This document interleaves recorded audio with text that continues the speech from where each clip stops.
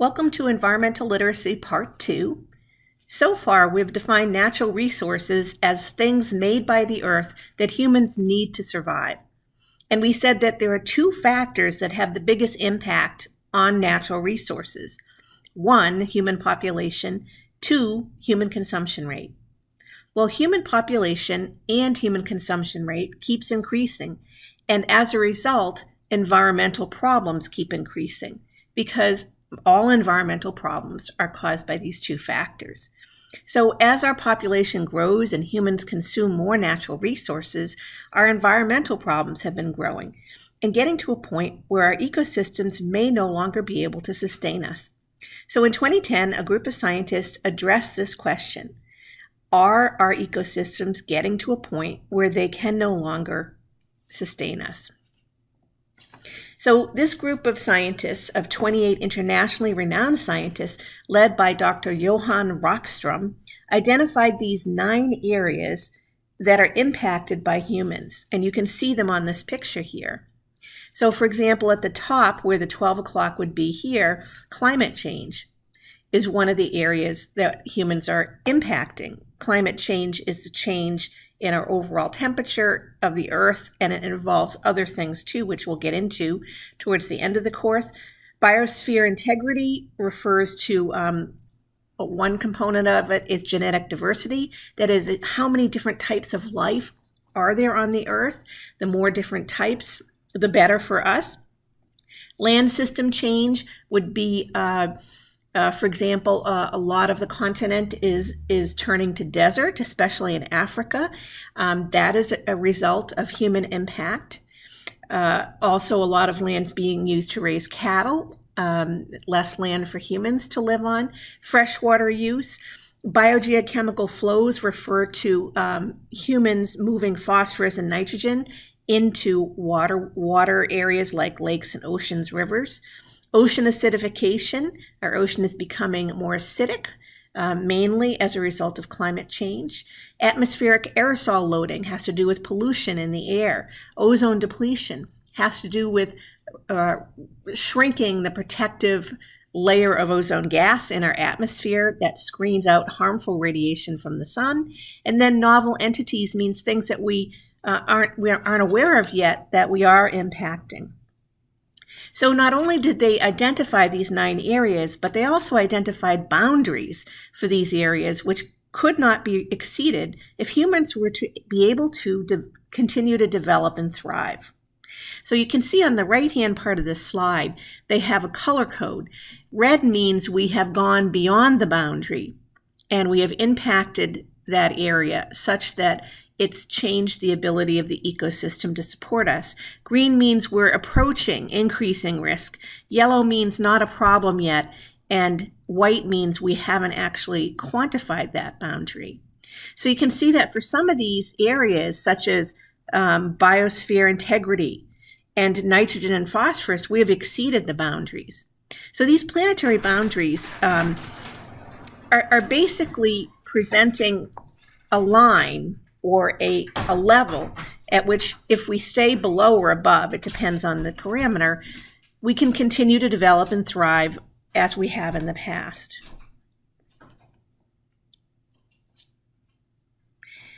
So these scientists published their findings in the journal Science.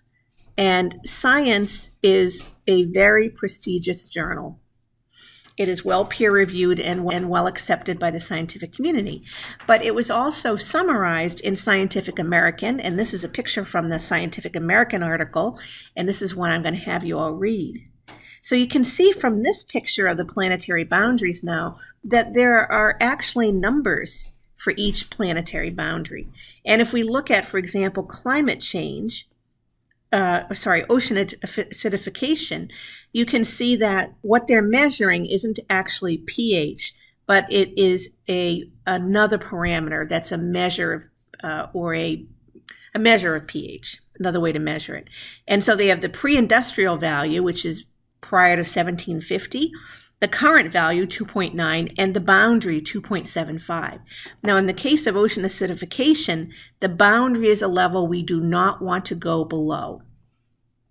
So it is not a boundary above, it is one that we don't want to go below. Ocean acidification. And so you can see that we've been moving in kind of a direction there, a downward direction, approaching that. Climate change. The pre-industrial value was 280, and what we're measuring is CO2 concentrations in parts per million. The current value is 387, and the boundary is 350, or at least it was in 2010 when they wrote this article. Now we are over 400 parts per million. So the climate change is one of the planetary boundaries we have exceeded. We are outside the safe operating zone, as you can see here. So again, if you go and look at these, there are actual numbers. There's an actual value that has been developed and measured. Now, keep in mind that these boundary numbers are estimates, and the actual boundary level that we should not go beyond is either going to be higher or lower, but these are goals to shoot for. And based on the example, you can see that there are at least 3 boundaries that are already exceeded: biodiversity loss, climate change, and nitrogen and phosphorus cycles. Now, the problem with boundaries is that people see these as levels that we can get close to without going over and we'll be okay. But that's actually not true. As we approach these boundaries, there is damage being done to ecosystems. Now, in 2015, there was a planetary boundary update, and we found that 4 of the 9 planetary boundaries have now been crossed as a result of human activity. And they are climate change, loss of biosphere integrity, and this refers to biodiversity, land use change, and altered biogeochemical cycles, which is phosphorus and nitrogen. Now, these are questions that you are going to have to answer on Canvas on planetary boundaries, and we'll go over them in class, so I am going to skip them for now. And here's another question that we will talk about in class. But the question is, why might it be useful to try and quantify boundaries or limits? Why are they trying to do this? What is the value of doing it? And then why might it be detrimental to do this? So again, we'll talk about this in class. So I'm going to move ahead here. So if we have all this information about the state of our environment, why isn't something being done? And why isn't it being done faster? And the main reason is because there is a disconnect between our actions and our consequences, a disconnect. And so what happens is people make decisions based on short-term gains, but they don't see the long-term loss. And this is called a social trap. So again, a social trap are decisions that produce short-term gains, but in the long run, they hurt society. And there's several reasons why this happens. And the first reason, is right up here at the top, is that people don't see a connection between their actions and consequences. And a good example of that is climate change.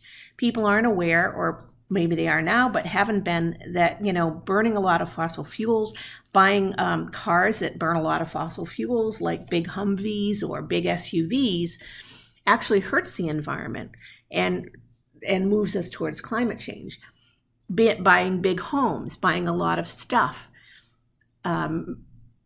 buying clothes every other week are things that use fossil fuel and result in climate change. Another reason is sometimes people can't see the immediate result of their action. Sometimes what they do today isn't going to cause an environmental problem until 30 years down the road. And then the last reason is greed. Sometimes people know the impact, but they don't care because they want to make a profit now. So what to do about this? Well, education is our best hope for avoiding social traps. And the idea is that when people are aware of the consequences, they're more likely to examine trade-offs to determine whether long-term costs are worth short-term gains. What do you think about this? Do you think this is true? If people were more aware of the consequence, they would be more likely to examine trade-offs. So as more people became educated about environmental issues, a new approach developed, and that's one called sustainability. The best way to define sustainability was done by the United Nations in 1987 in their report called Our Common Report. And in it, they said that sustainability is meeting the needs of the present without compromising the ability of future generations to meet their own needs. In other words, living in a way today such that future generations will be able to live in the same way. There's a short video in this slide, which I'd like you to click on and watch. It might help you understand sustainability a little better. So sustainability leaves future generations with the same Earth that we have today. It conserves natural resources and maintains functioning ecological systems. Well, when addressing environmental solutions, we have to consider sustainability.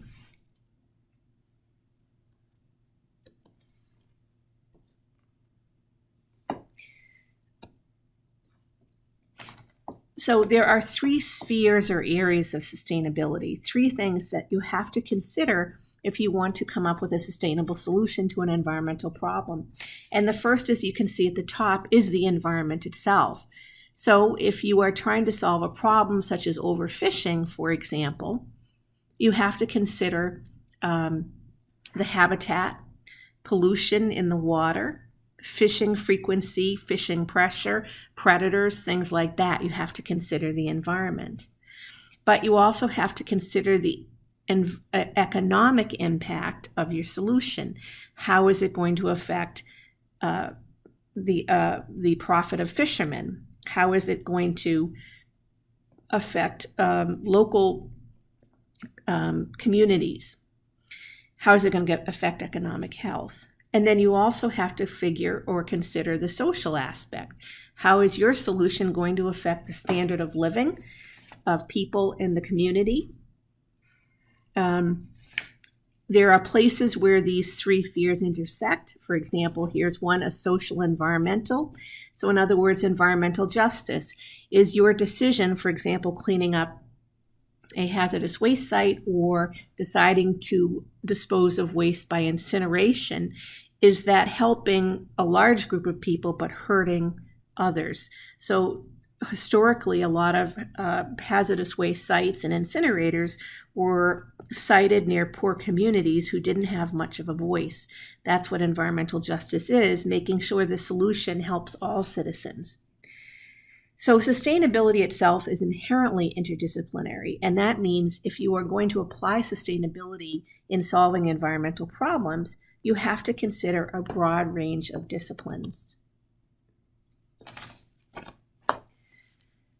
Part of this course is the recognition of how humans impact our environment, but it's also a recognition of how you impact the environment. And in order to calculate that, we need to look at something called the ecological footprint. So this was developed in the 1990s by two individuals called Wackernagel and Rees. And the bottom line of an ecological footprint, it's the impact of a person or a population on the environment. To be more specific, it's equal to the total area of land and water that is needed to produce all of the resources that a single person uses or a population.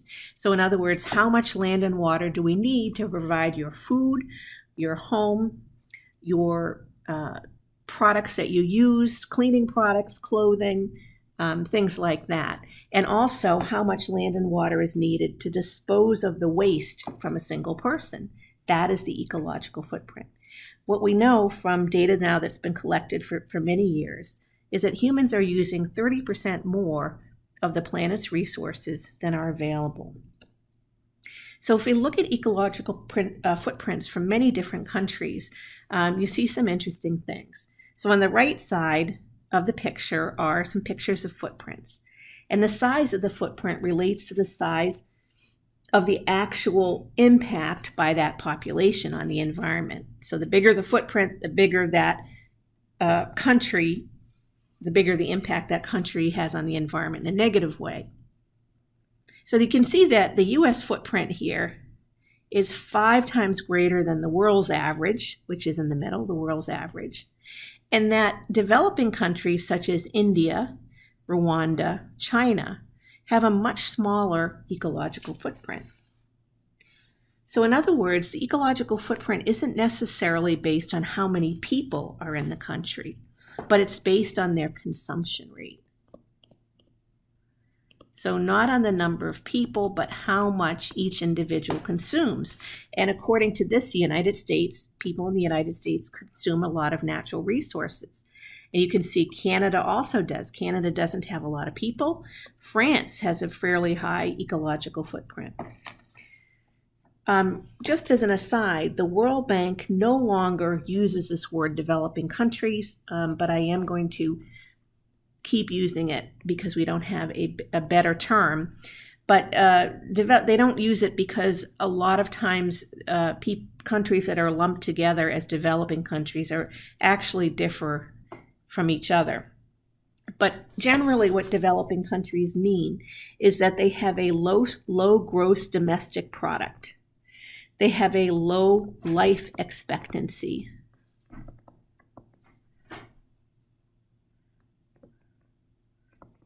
Also less education in general, and a low literacy rate. This is what this tends to mean. In addition, they have a very high fertility rate. That means women tend to have a lot of children.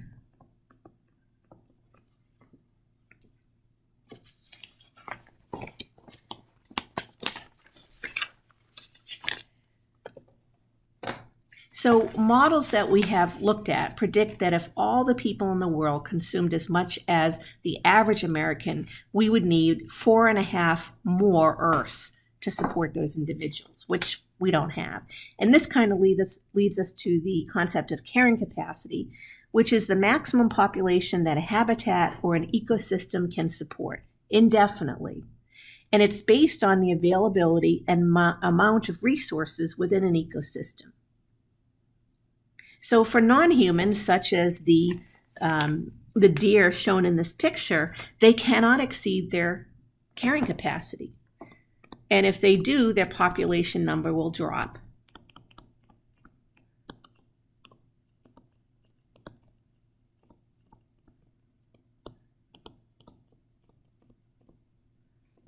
But what about humans?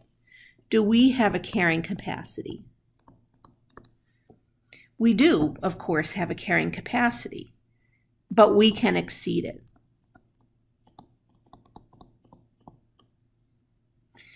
So the question is, how do we do that? Well, not all humans can exceed their carrying capacity, but those that are wealthier can. And the way we do it is we just get resources from another ecosystem. So in the US, where people are relatively affluent, if we have used up, for example, all of our aluminum and we need more aluminum, we just import it from another country. So here's another question about planetary boundaries, but we'll leave that for the quiz for you to fill in on Canvas. And I'm just going to conclude here with the concept that environmental science, again, helps us to understand our relationship with the environment.